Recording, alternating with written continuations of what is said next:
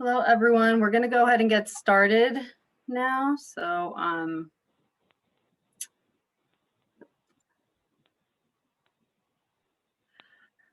everyone. My name is Maria Rodriguez. I'm the Wetlands Program Manager for the California Ocean Protection Council. I also help lead OPC's environmental justice and equity efforts as they relate to our strategic priorities. My colleague, Holly Wire, who is co-leading the Prop 1 program with me, will not be attending today's webinar. Both of us are the contact staff for this program. I also want to add that other OPC staff are joining us today to provide support during the Q&A session.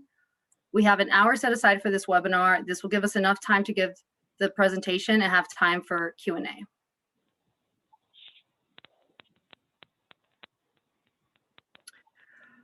Before we dive in, I wanted to discuss some webinar logistics. This webinar is being recorded and we plan to post the recording on our website afterwards. Questions will be answered at the end of the webinar presentation during Q&A. During the Q&A session, please use the raise hand function.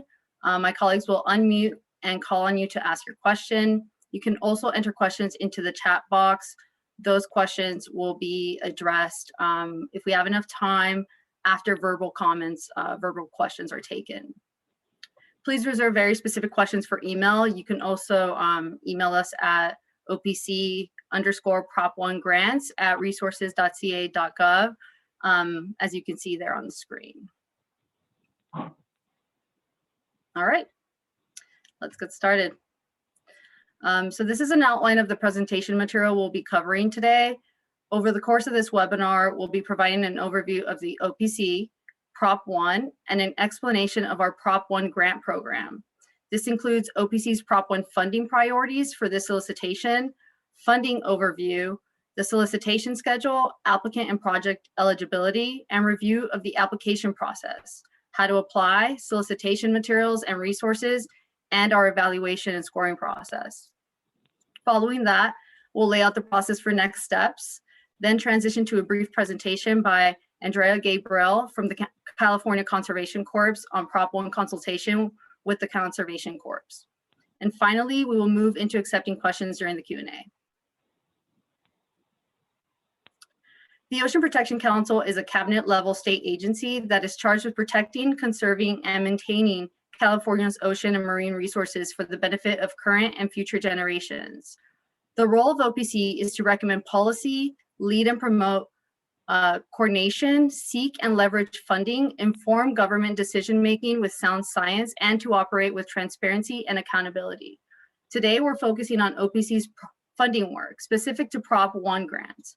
I want to note that Prop 1 is for on-the-ground construction and pilot projects, so it's different than other OPC funding. Proposition 1, or Prop 1, was approved by the voters in November 2014. OPC was granted $30 million through Prop 1 for a competitive grant program for multi-benefit ecosystem and watershed protection and restoration projects in accordance with statewide priorities.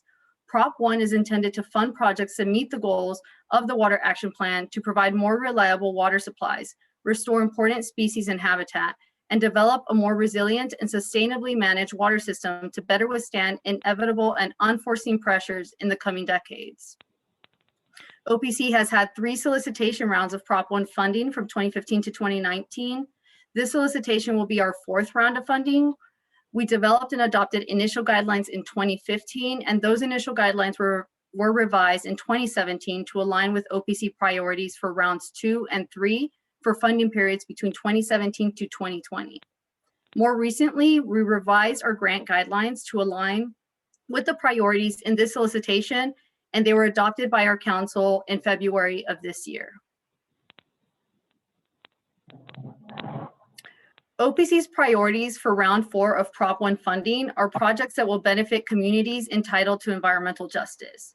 Communities include disadvantaged and severely disadvantaged communities as defined by Prop 1, with an annual median income that is less than 80% of the statewide annual median household income, as well as California Native tribes and tribal governments, and communities that score above 80% on CalEnviroscreen results. In addition to projects that benefit communities, OPC is looking for projects that meet the Prop 1 funding requirements. Projects must support multi-benefit ecosystem and watershed protection and restoration projects. These projects must have an element that improves water quality. Also, Prop 1 projects are required to address one of the purposes of Prop 1 Chapter 6, which provides OPC with its funding. We'll be asking for which Chapter 6 purpose the proposed project addresses in the letter of intent template. Additionally, OPC seeks to advance projects that are led by community-based organizations and that provide community workforce employment, including employment for students. Priority will be given to coastal projects in or near communities that propose restoration, habitat enhancement, and resilience to climate change, including adaptation to sea level rise, flooding, and shoreline erosion, which I will expand on in further slides. OPC's Prop 1 priority areas are derived from data from two state mapping tools, the Community Fact Finder Map Viewer and the CalEnvire Screen Map. OPC staff has developed an interactive web tool that is available on our Prop 1 webpage that shows the priority communities for our Prop 1 funding. In the letter of intent submittal, grant applicants must provide a map and written description of the project's geographical proximity to the specific community or communities using the OPC Prop 1 priority areas map. Maps can also be downloaded by region on our webpage. We strongly prefer coastal projects located within or adjacent to the community that are within 3 miles of the coast. Our interactive web map has a 3-mile buffer from the coast that can help with determining this. Projects within a half-mile of the border of a community are considered adjacent to the community. And under our priorities for Prop 1 funding, the coast does include the San Francisco Bay. We may consider projects outside of our priority area. However, they should be no more than 4 miles from the coast and serve a community or multiple communities, demonstrate intentional community benefits, and include environmental improvements that reach the coast and ocean, such as a water quality nexus. Broadly, OPC has 2 kinds of project types that fit under this priority of projects that benefit communities: restoration and habitat enhancement projects, and adaptation to sea level rise, flooding, and shoreline erosion. Under restoration and habitat enhancement, we're looking for restoration projects that address habitat loss and environmental degradation, community-led projects that reduce pollutant runoff, restore urban waters, streams, and beaches, and address water quality in a critical coastal area. Critical coastal areas identify coastal watersheds that reflect the dual goals of improving degraded coastal water quality and providing extra protection from polluted runoff to coastal waters with recognized high resource value. The grant guidelines and solicitation both contain a link where you can explore this further. Multi-benefit projects that improve access, coastal ecology, and local water resilience are also under this category. Multi-benefits may also include carbon sequestration. Examples of restoration and habitat enhancement projects may include, but are not limited to, a project that restores degraded coastal wetlands and improves water quality adjacent to a community and provides a new trail system to improve coastal access for community members. A project that regains access to a tribe's ancestral lands on the coast and uses tribal ecological knowledge to enhance coastal habitat and water resilience. Or a project that utilizes local workforce labor and community expertise to implement green infrastructure or low impact development to reduce pollutant runoff in a Clean Water Act Section 303D listed impaired waterway in a critical coastal area. Under adaptation to sea level rise, flooding, and shoreline erosion, we're looking for projects that promote risk reduction and resiliency of the built and natural environment in the face of sea level rise, including innovative design elements and approaches such as living shorelines and nature-based infrastructure. Projects that address needs of communities at risk of exposure to toxic or hazardous sites due to sea level rise and flooding. Projects that improve ecosystem health and resiliency to impacts of climate change, and projects that develop green infrastructure solutions in coastal environments to address water quality problems.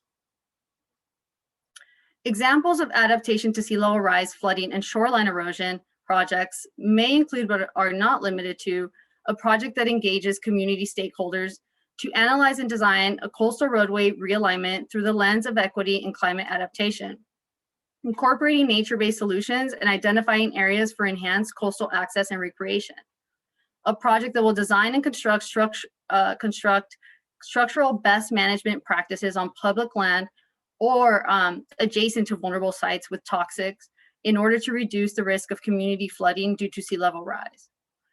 Other examples of eligible projects are those that fund construction or of restoration and enhancement projects of new or enhanced facilities.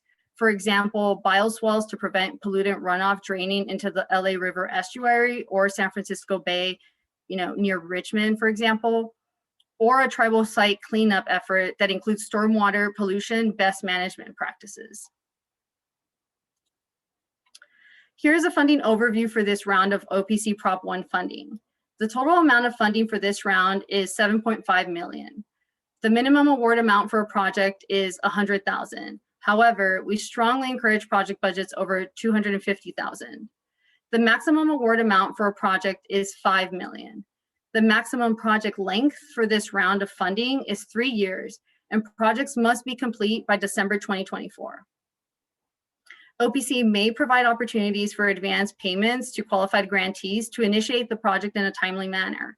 These advance payments may be up to 25% of the grant award at a time. Advances cannot be used for in-house labor or personnel costs. Here's the timeline for this solicitation. In approximately 2 weeks from today, on April 14th, OPC staff will be available for office hours on a webinar format to answer questions and provide technical assistance. Registration will be made available a week prior, and we will send out a notice through our listserv. An important thing to note here is that the letter of intent, which I might interchangeably refer to as LOI, is the first phase of the application process and is due by April 23. Select applicants will be invited back for a full proposal by May 19th. And the soonest a grant could be awarded from this round will be December 2021. Applicants that are eligible for Prop 1 grant funding from OPC consist of public agencies, which include a state agency or department, special district, joint powers authority, city, city and county, or other political subdivision of the state. Federal agencies are not public agencies. Eligible applicants also include public or private universities and any private nonprofit organizations, including community-based organizations that qualify under Section 501c3 of the Internal Revenue Service. Also, federally recognized Indian tribes and tribes listed on the Native American Heritage Commission's California Tribal Consultation List, as well as public utilities and mutual water companies. To be eligible for this grant funding, Prop 1 requires that funding support multi-benefit ecosystem and watershed protection and restoration projects with a component that improves water quality. Projects must advance at least one of the purposes of Chapter 6 of Prop 1, Section 79732A. These purposes can be found in Appendix B of the grant guidelines, which you should be able to click on in the chat box. There's a few links there. Also, Prop 1 funds must be spent consistent with the General Obligation Bond Law, Government Code Section 16727. In general, this means projects must entail the construction or acquisition of capital assets and/or activities that are incidentally but directly related to construction or acquisition, such as planning, design, and engineering. Projects must be completed by December 2024, and projects must deliver sustainable outcomes in the long term, around 30 years. I will note that Prop 1 funds cannot be used to satisfy mitigation requirements. Please refer to the grant guidelines posted on our webpage and in the chat box for more details on this and examples of ineligible projects. There are additional project characteristics that OPC looks for in projects, such as projects should be clear in articulating their multi-benefits, In particular, how a project would provide benefits in at least one of OPC's priorities for Prop 1. Our funding priorities were discussed in previous slides and include coastal projects that benefit communities, are located within our priority geographical area, and align with at least one of our priority project types. Applicants should also articulate thoroughly how a proposed project helps fulfill the goals and objectives of the OPC's strategic plan to protect California's coast and ocean. Our strategic plan can be accessed on our website.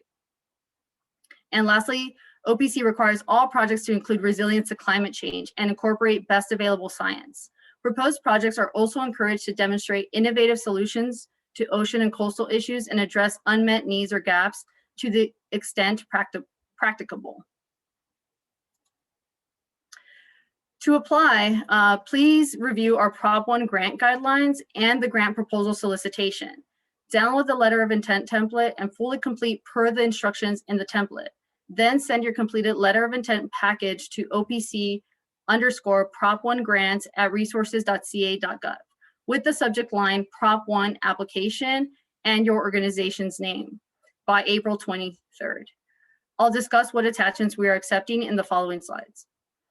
To access application materials, please visit our Prop 1 webpage at www.opc.ca.gov/prop1/.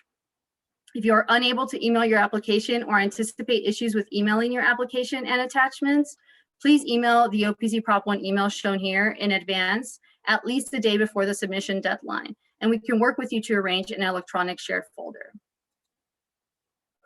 OPC staff will provide applicants with technical assistance resources and opportunities to ask questions to ensure a fair process. As previously mentioned, in about 2 weeks from today, we will host a virtual office hours on April 14th. This webinar recording and slides will also be made available on our Prop 1 webpage. You can also email us on our Prop 1 email shown here. Web resources are also available on our webpage. You can access a Prop 1 priority areas web map or download maps by region. And there are also applicant resources for developing partnerships and engagement with communities. Here's an overview of the letter of intent. The LOI includes a cover page where you'll fill in summary information for your project, contact info, project name, amount requested, etc. You should also include project coordinates, even if they are approximate. You can use our web map or Google Earth. The coordinates are usually located on the bottom of the map. Pages 2 to 3 of the LOI template include applicant and project eligibility questions. And starting on page 4 of the template is a letter of intent criteria. You should carefully follow the instructions laid out here and fully complete all sections. Sections include description of the proposed project, benefits to communities, community engagement and partnerships, and collaboration, preliminary budget, and project schedule. The LOI should be no more than 5 pages total. So consider page 4 of the template where the narrative for the LOI begins, the first page out of 5. We are requiring all submittals to attach a map of the project's geographical proximity to the specific community or communities using the OPC Prop 1 priority areas map. This should be attached and is not part of the 5-page LOI total. So in addition to, we will also accept site maps and photos as attachments, but please do not include any other attachments aside from these. They will not be accepted during the LOI phase. OPC staff will be checking for completeness of the application. This means the submitted LOI is completed with a project narrative, project budget, and timeline included. Secondly, OPC staff will be checking applicant and project eligibility. These are the eligibility questions on pages 2 and 3 of the template. And lastly, staff will review and score LOIs that pass the completeness and eligibility screening using the evaluation and scoring criteria as shown on this slide. The scoring criteria provides the bulk of the points for alignment with OPC's priority project types and demonstration of significant benefits to communities. We're looking for projects that are both good projects from a technical standpoint, for example, establishing project need and the likelihood of addressing it, and from the standpoint of benefiting communities. We also have a scoring category for the quality of the project scope, readiness, and applicant capacity, and measuring effectiveness, such as operations and maintenance. Finally, we provide points for partnerships and collaboration and leveraging of non-state funding sources. As far as next steps, we will be available for virtual office hours on April 14th. Registration will be made available a week prior. Please submit your LOI package by April 23rd. OPC staff will review and evaluate LOIs between April 26th to May 18th. Selected applicants will be invited to submit a full proposal on May 19th. For applications that were not invited back, we do provide strengths and weaknesses feedback. Additional documents and forms will be provided to selected applicants during the full proposal phase. A detailed project scope of work, schedule, budget, and other components, including but not limited to a community engagement plan, will be requested during this phase. Consultation with the California Conservation Corps and local certified community conservation corps will also be required. Andrea Gabriel from the California Conservation Corps is here to explain this further. With that, I'll hand it over to Andrea for her presentation.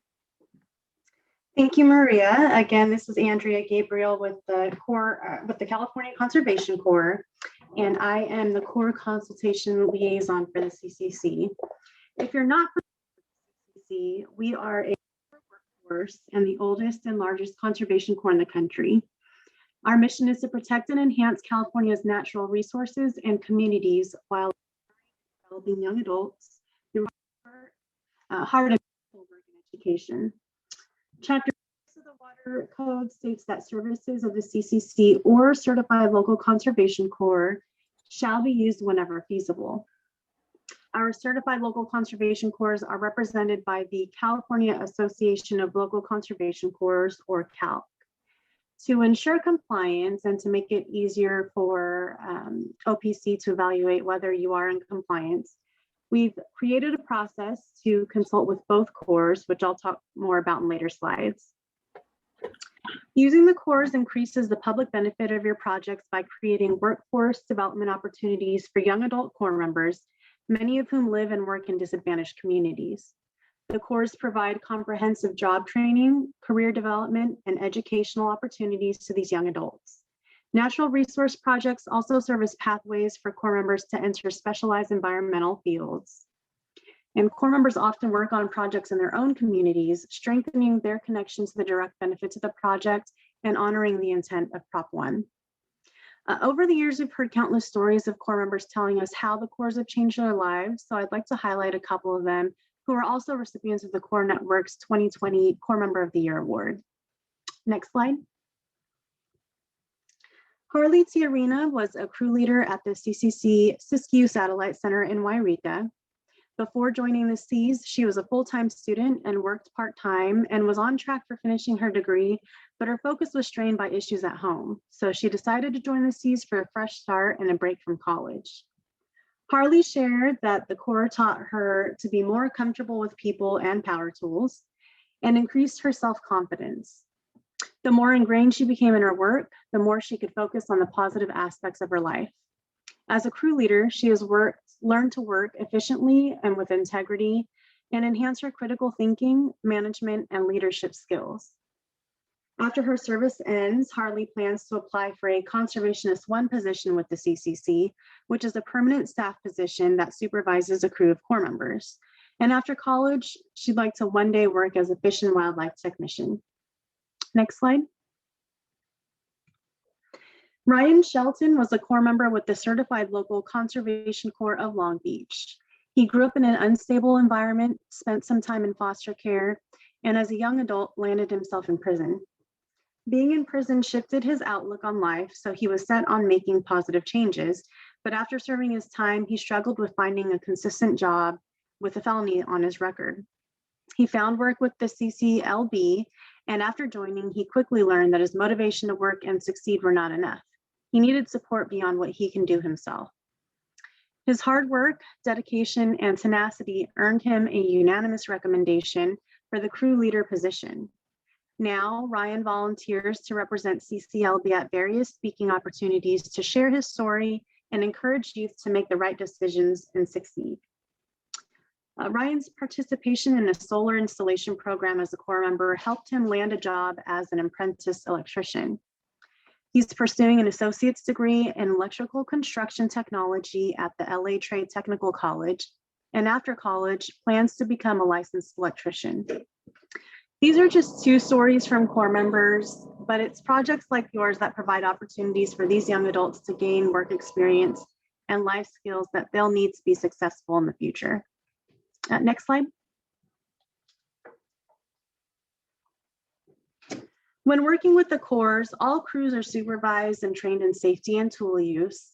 Examples of work corps members can perform include trail work, fuel load reduction and forest thinning, installation of erosion control measures, watershed, riparian zone and habitat restoration, removal of invasive species and planting of native species, and installing landscaping, irrigation, and low impact development systems.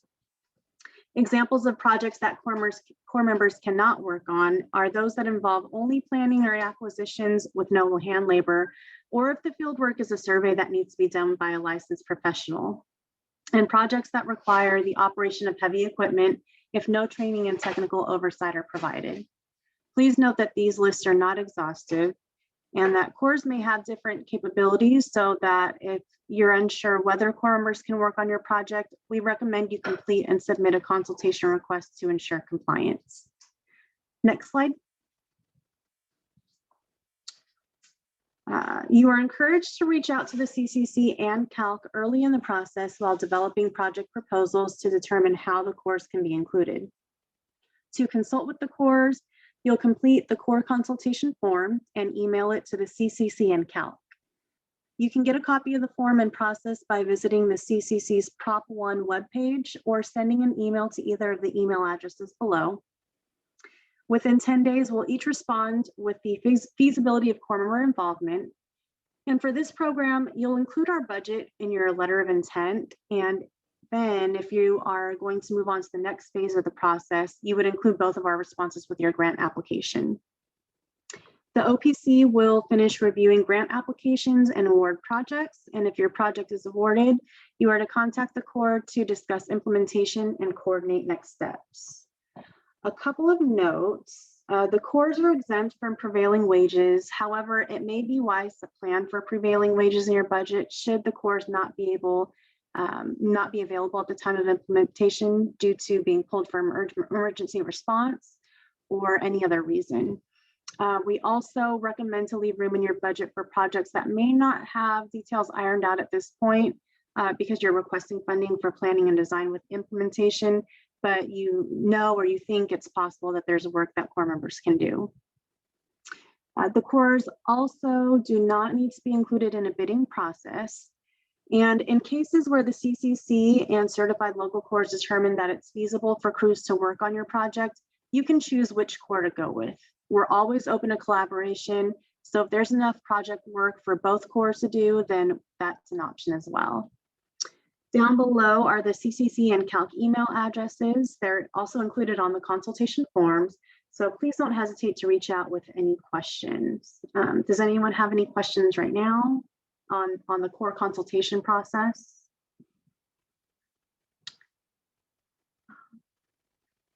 All right, I'll give it back to Maria and we can accept questions at the end as well. Thank you very much for that, Andrea. That was great. Okay, so with that, we'd like to open it up for questions. Feel free to use the raise hand function to be called on, or you can type the question into the Q&A and we can answer it at the end of verbal questions. If we can't get to your question during this webinar, please email it to us. And also please reserve very specific questions for email as well. We will get back to you on email. And I also want to add that I think you can press #2 if you're on the phone and calling in to raise your hand. So with that, and so far, this is Holly Shand, managing your questions. I don't see anyone's hand raised, but we do have a question in the chat, which I figured we would just jump on since there's no hands raised. Okay. Can you please reiterate what needs to be done with the CCC by the time of the letter of intent? Yeah. Oh, Maria, did you? Okay. No, go ahead, Andrea. Yeah, with the letter of intent, So when we perform the consultation, both the CCC and the Certified Local Conservation Corps will provide a document to you that outlines the work that we can perform, and that would be due with your actual application. But by the time that you need to submit your letter of intent, you also need to know what our budget is. So with your letter of intent, you just need to include the Corps' budget. And then later on, you would submit that form with your application. And Andrea, since I still have you here, there's one more CCC question. Does utilizing the CCC fulfill the need to engage underserved workforce in the projects? Yes, yes, it does. So that's part of the reason why the CCC and local corps were included in the legislation, is to help kind of ensure that those underserved workforce are included. And I do have one hand up from Natalie Shapiro. Natalie, I'm gonna go ahead and ask you to unmute. Hi, can you hear me okay? Perfect.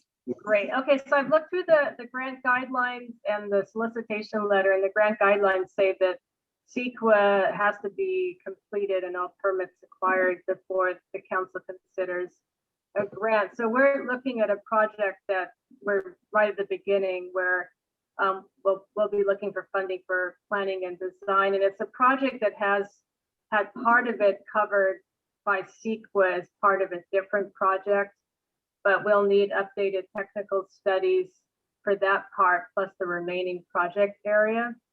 So we're thinking about an addendum. So we're just wondering if our project would be precluded because of the CEQA and permitting piece and the grant guidelines. Right, Natalie, thank you for your question. So you can apply for planning and design. So if it's like a piece of planning and a piece of design and not ready for implementation yet, that's fine. You can still apply. You don't need to have your CEQA complete, or much less like a lot of environmental documents don't need to be complete at that time. CEQA does need to be complete for projects that are proposing implementation or construction. So that's the caveat there. I think our grant guidelines try to explain that, but that is a very frequently asked question. Does that answer your question?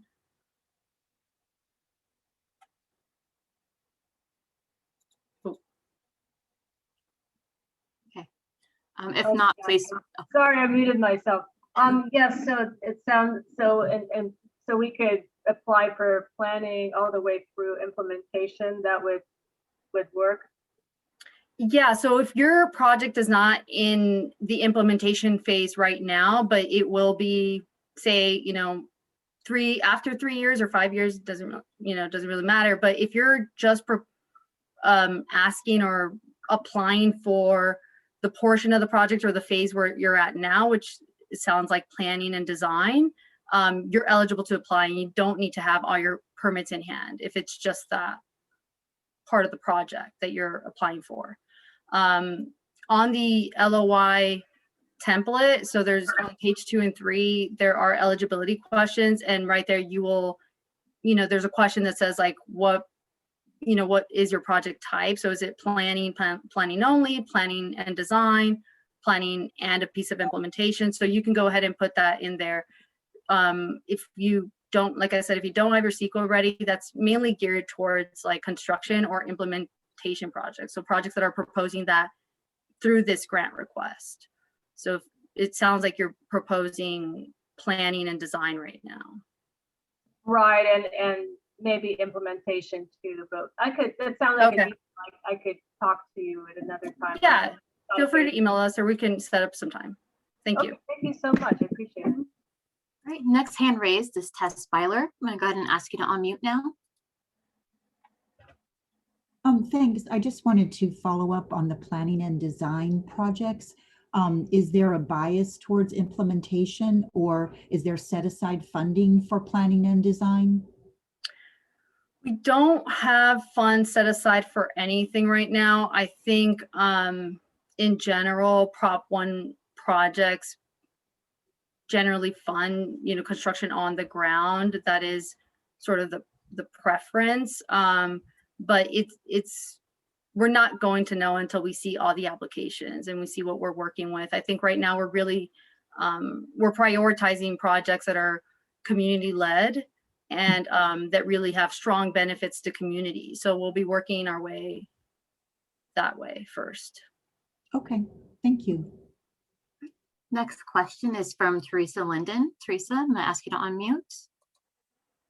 Hi, I was wondering if habitat restoration requires remediation before the project can begin. To what extent would the grant pay for the required remediation? Can you say that one more time louder? I didn't hear if you said mitigation or remediation.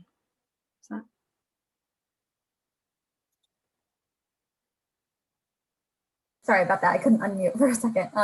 I meant remediation. If it needs to happen for a project before you can construct the project, can that be included in the application, or would that have to happen before submitting the application?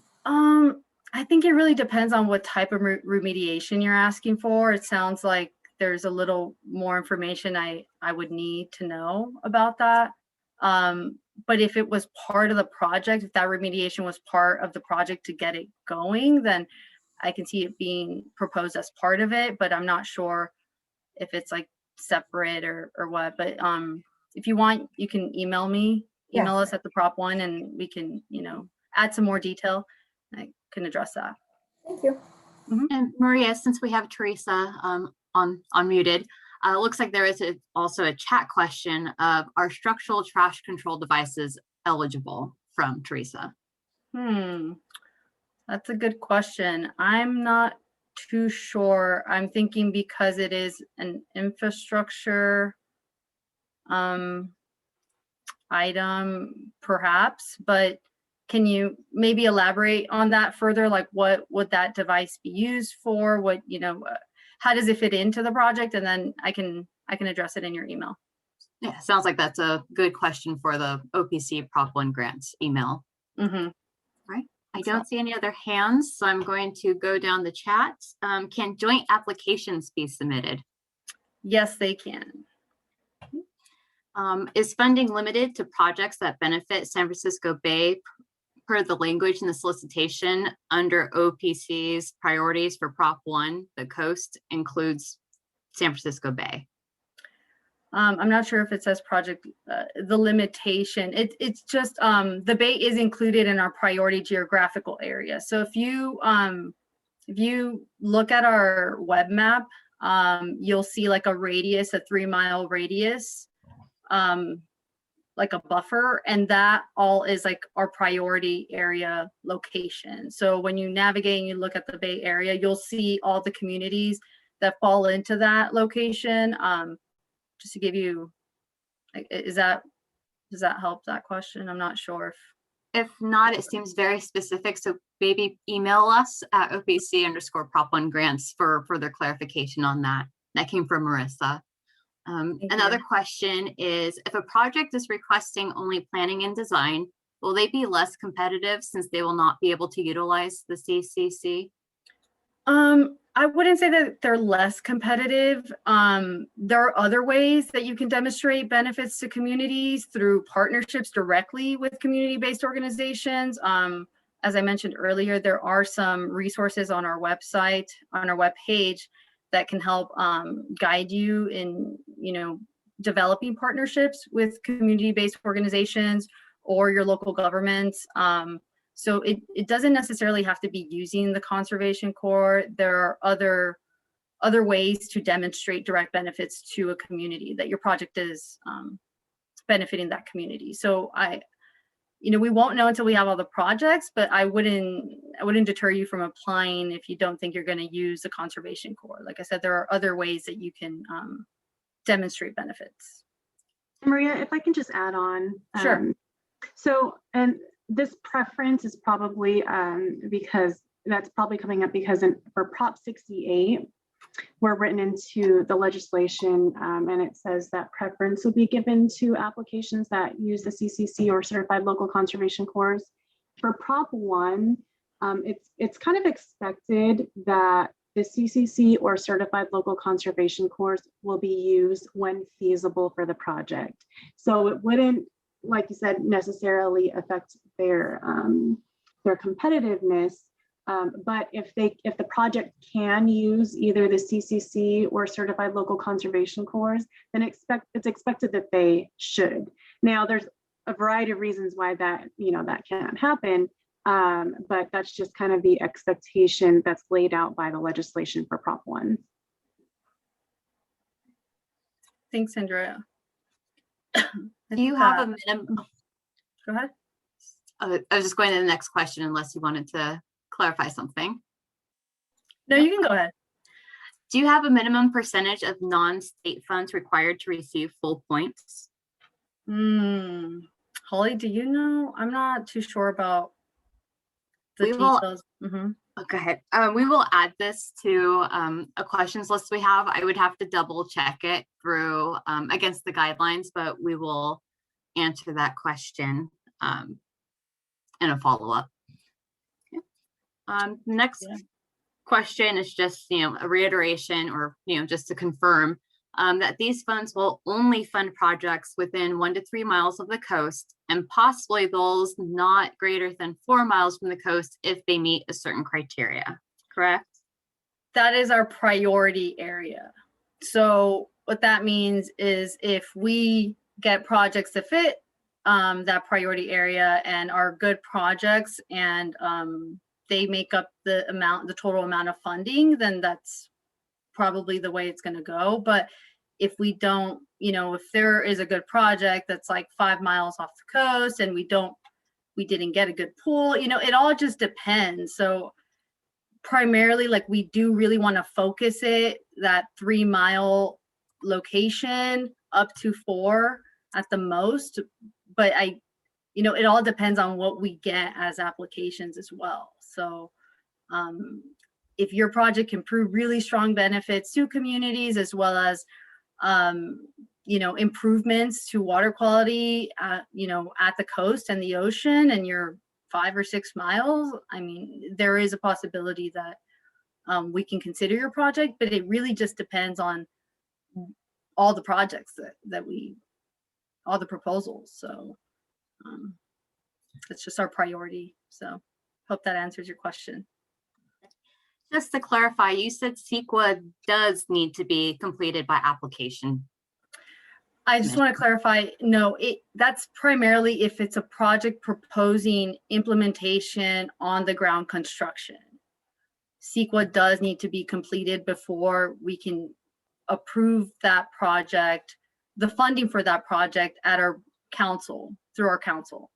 So that an implementation, a project proposing implementation in the duration of, from when you get awarded to December 2024, if there is implementation in any of that proposed project, that project needs to have CEQA completed.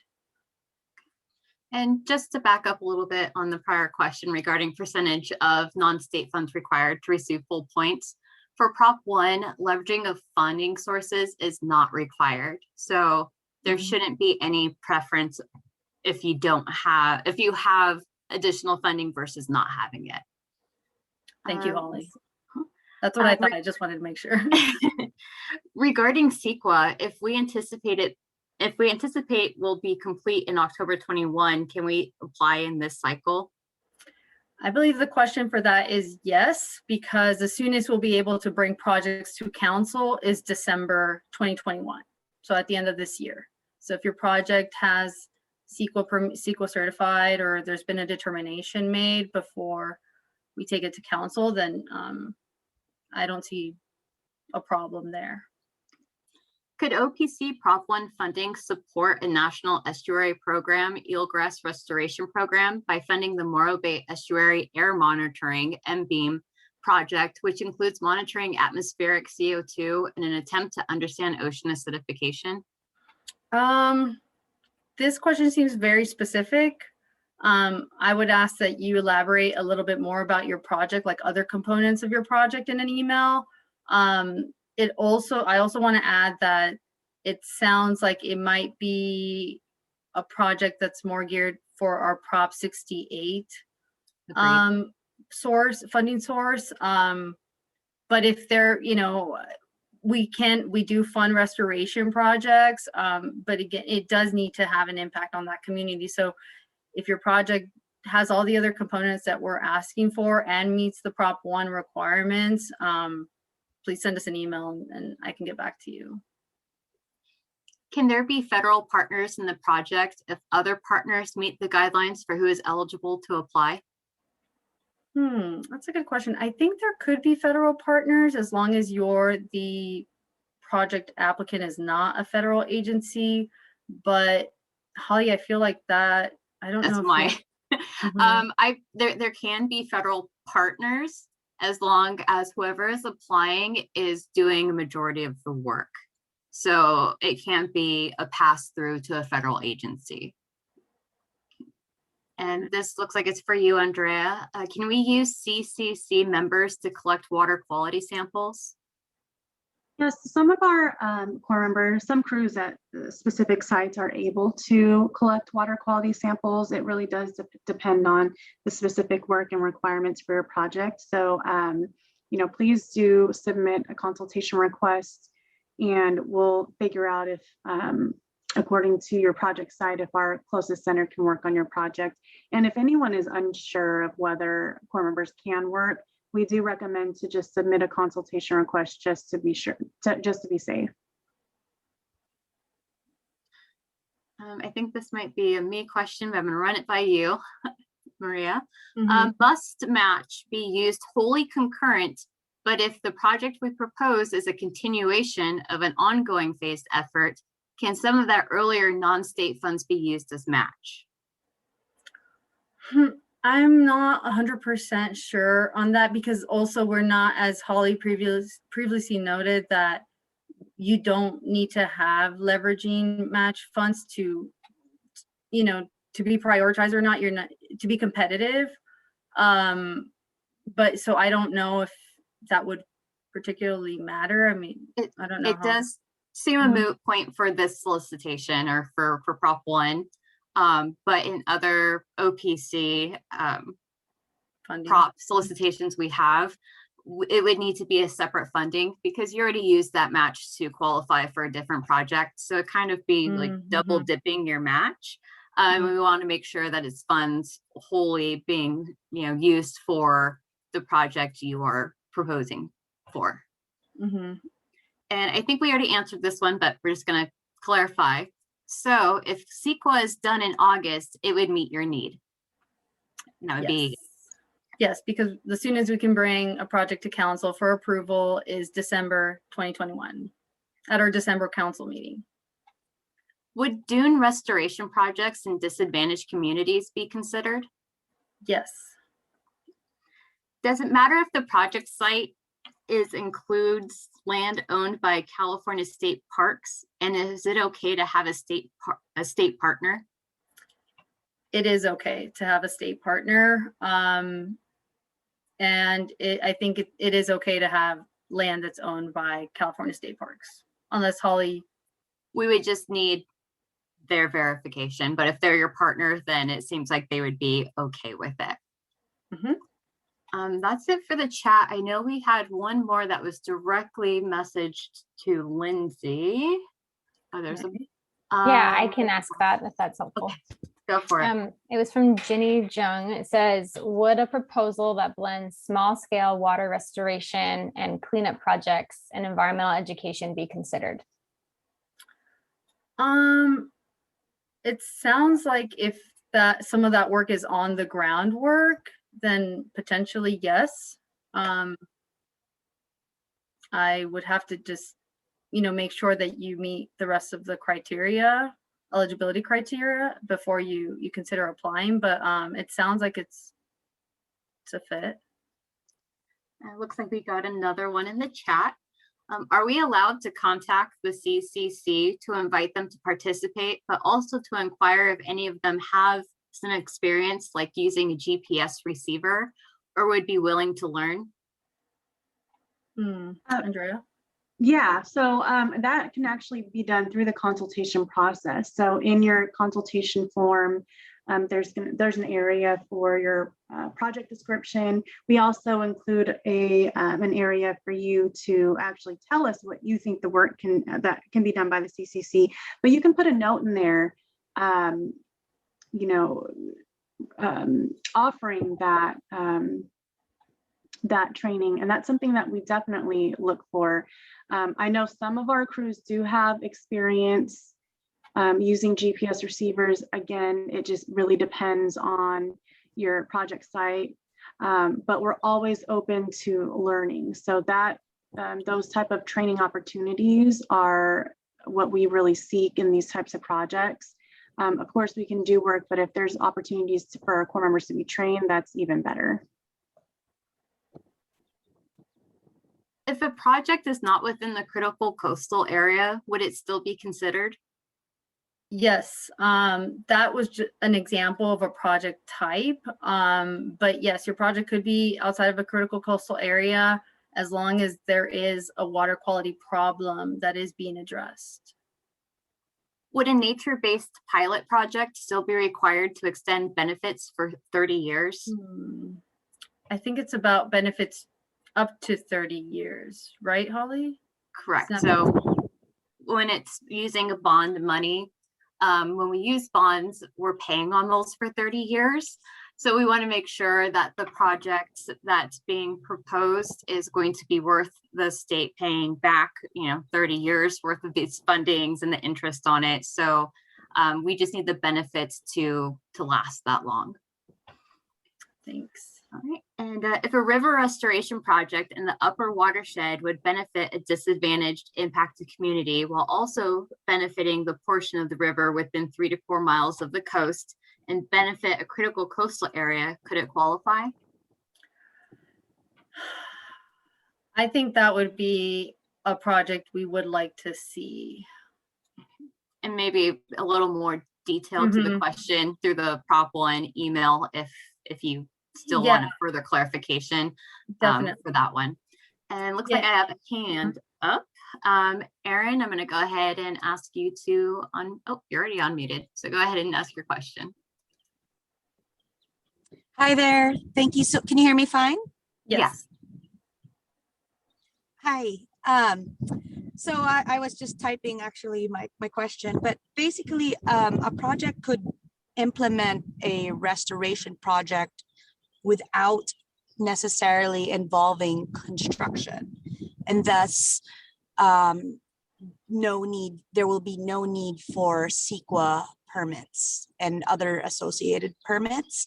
And so I guess my question is, or more of a comment, when you said earlier that CEQA needs to be completed for the category of restoration, implementation / construction.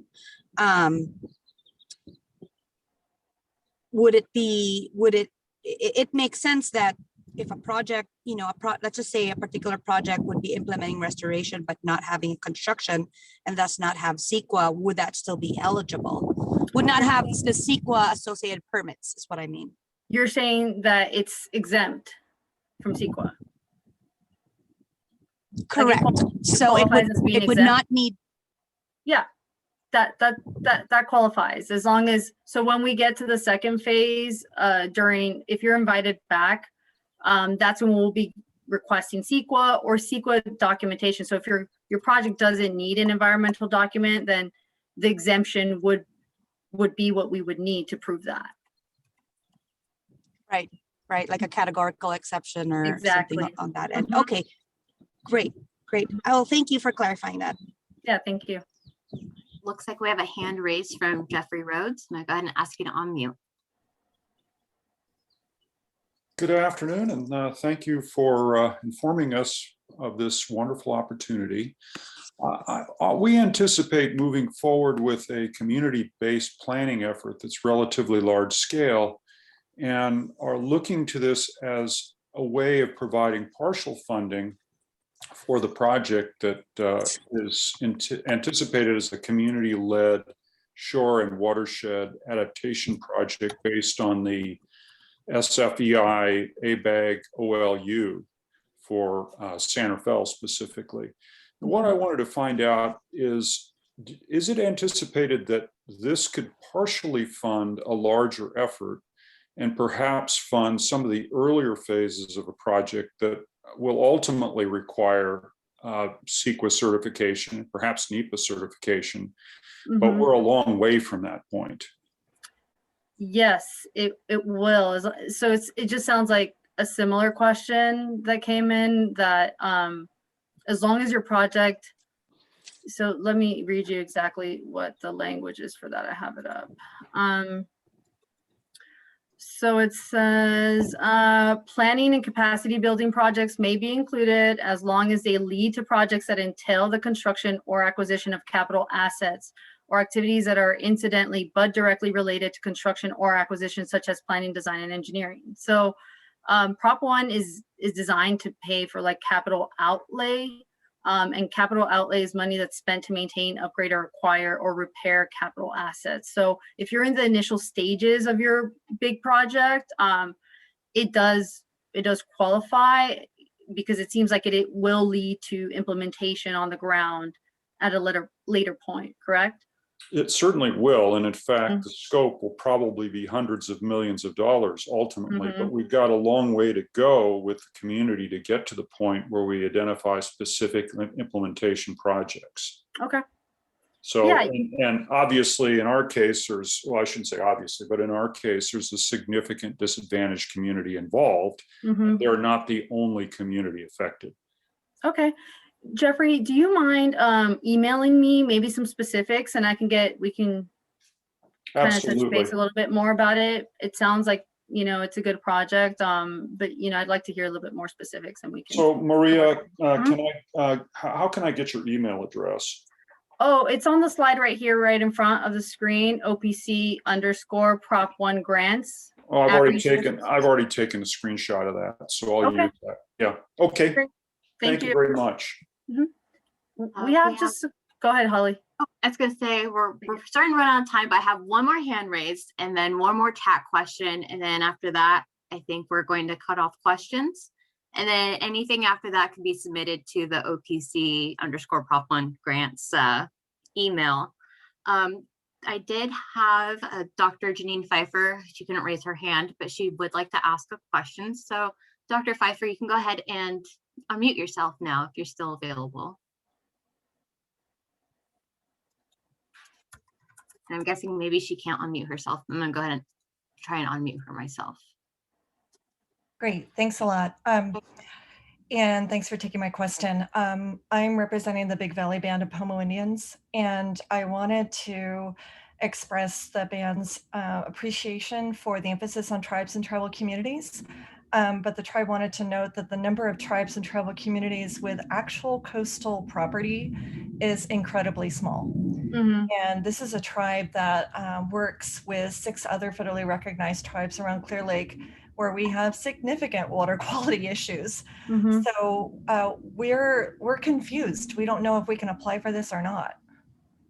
Clear Lake, that's sort of like near the Delta, right? Oh, darling, no. Sorry. No? It's in Lake County, and it is California's largest lake and the most troubled. So Lake County is a good, as the crow flies, you would have to go all the way through Mendocino County. And then Lake County is immediately on the other side. It's north of the Delta, right? Like near significantly north. Yeah. Okay. I'm getting. Janine, do you want to email me those specs? I'd like to run it across our tribal liaison and our director, and just get their opinion on it. Okay. Email me the specifics on that issue. Okay, will do. Thanks. Thank you. And your last question is an easy one. Just to confirm, all projects must improve water quality, correct? That is correct. That's a requirement under Prop 1 funding. So, all right, and I lied. There is one more question, but I think everyone would benefit from it. Do you know when this webinar will be available online? Yes, we'll try to post it today. If not, within the next few days. It'll be probably tomorrow. We'll be off on Wednesday, so I'll have it posted by tomorrow. the latest. And again, any additional questions that we didn't get to, please feel free to email them to the email address provided on the slide that's up. There you go. So don't forget, everyone, the LOI deadline is April 23rd. You can access all these materials on our Prop 1 webpage. And as Holly said, feel free to email us if you have additional questions or specific questions. And for everyone that I spoke with that did have those specific questions, please email me. And yeah, looking forward to answering emails from you guys. So, and thanks for joining us today. It was really appreciate everyone's interest for this. Thank you.